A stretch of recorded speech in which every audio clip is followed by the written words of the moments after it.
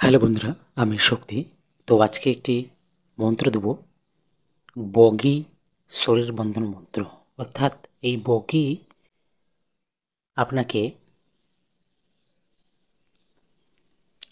সাহায্য করবে। এই মন্ত্র যদি প্রয়োগ করেন, বগি আপনাকে বাঁচাবে যে কোনো খারাপ শক্তি থেকে, যেমন ভূত পেত, দৈত্য দানব, জিন পরি এবং দুষ্টু তান্ত্রিক হাত থেকে। তো সর্বপ্রথম কি করতে হবে, আপনাকে শুদ্ধ স্থানে শুদ্ধ বস্ত্র পরে ধূপ প্রদীপ জ্বালিয়ে এই মন্ত্রটি জপ করতে হবে, যেটা আমি দেব। তো তার আগে গুরু মন্ত্র পাঠ করতে হবে, গুরু প্রণাম মন্ত্র পাঠ করতে হবে। আমার চ্যানেলে দেওয়া আছে, দেখবেন, বাংলাতে সম্পূর্ণ দেওয়া আছে। তো সেটি জপবেন 3 বার, 7 বার, 11 বার, 108 বার, যতবার পারেন জপবেন। যত জপবেন তত ভালো। তারপরে গুরুর কাছে অনুমতি নেবেন যে আমি এই মন্ত্রটি জাগাতে চাই,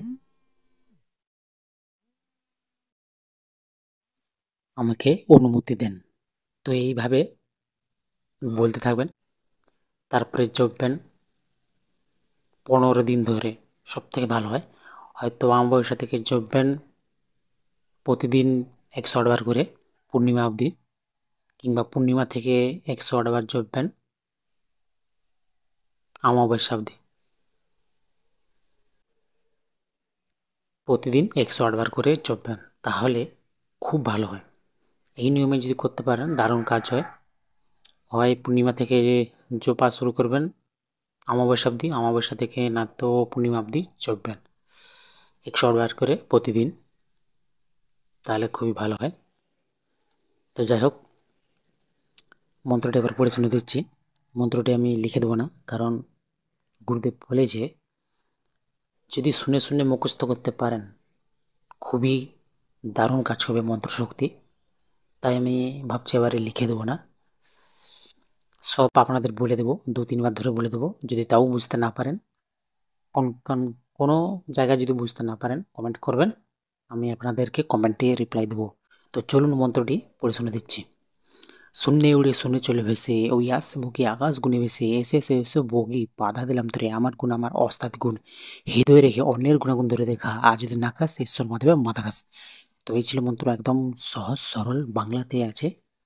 বেশিরভাগ মন্ত্রগুলি বাংলাতে আমার আছে, আপনারা ভালো শিখতে পারবেন, মুখস্থ করতেই পারবেন।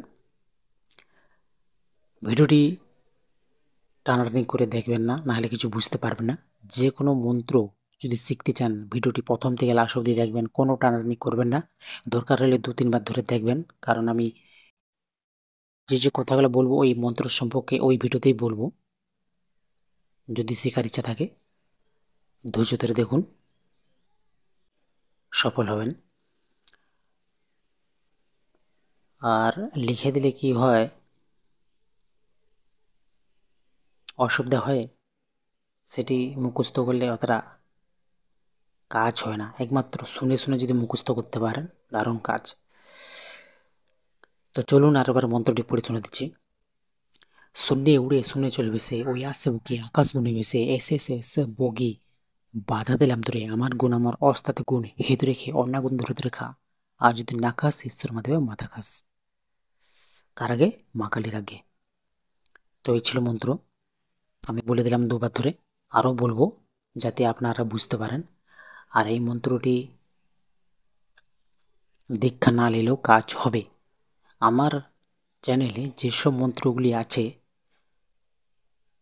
সেসব মন্ত্রগুলি দীক্ষা না নিলেও কাজ হবে। অনেকে বলে দীক্ষা নিতে হবে মন্ত্র শিখতে গেলে, নাহলে কাজ হবে না। কিন্তু আমার যতগুলি মন্ত্র আছে আপনারা প্রয়োগ করুন, দেখুন তারপরে কি হয়।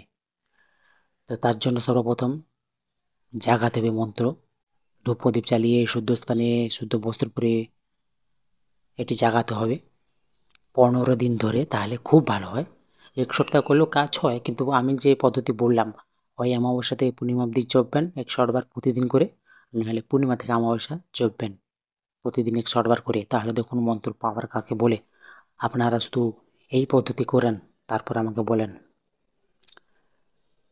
তো এর প্রয়োগ বিধি হচ্ছে, একবার মন্ত্র পাঠ করবেন, আপনার শরীরেতে একবার ফুঁ দিবেন, আরেকবার মন্ত্র উচ্চারণ করবেন, মন্ত্র পাঠের শেষে আরেকবার ফুঁ দিবেন।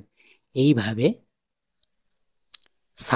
সাতবারও করতে পারেন, 3বারও করতে পারেন, কাজ হবে। মন্ত্র পাঠ শেষ হলে তারপরে আপনার শরীরে একবার ফুঁ দিবেন। অনেকে কী করে 3বার মন্ত্র উচ্চারণ করেন, 3বার ফুঁ দিয়ে দিলেন শরীরে, তাহলে ওরকম হয় না।